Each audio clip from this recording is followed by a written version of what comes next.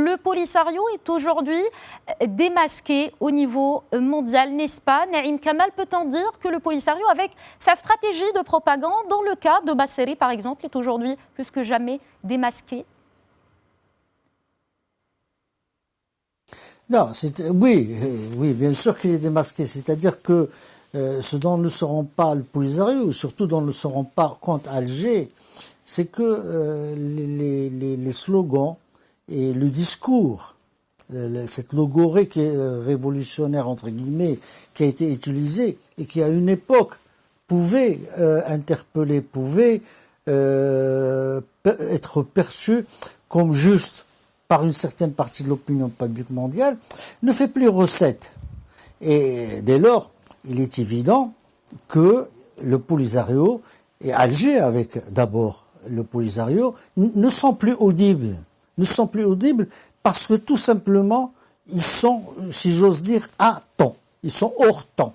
Et ils sont anachroniques.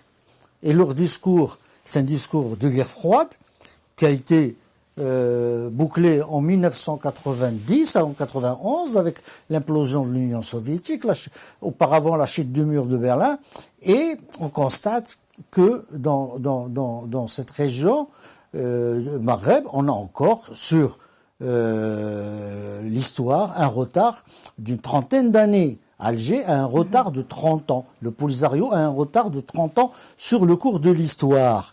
Maintenant, pour revenir à Guerguelet, vous savez qu'aujourd'hui, le fait que les éléments du Polisario, l'encadrement du Polisario, et derrière l'encadrement du Polisario, les services algériens, les stratèges, entre guillemets, algériens, aient pu penser faire pareille opération, relève d'une certaine cécité géopolitique et stratégique. Aujourd'hui, je sais qu'il y a un débat au sein du Polisario qui disent mais vous avez donné, il y a une partie des cadres du Polisario, des textes qui ont été écrits, qu'on a pu voir sur les réseaux et sur Internet, dans des sites qui se revendiquent du Polisario, poser ce débat de l'erreur tactique qui a été commise par le Polisario et qui, à leurs yeux, a donné un cadeau, un cadeau bien emballé au Maroc pour faire ce qu'il a réussi à faire.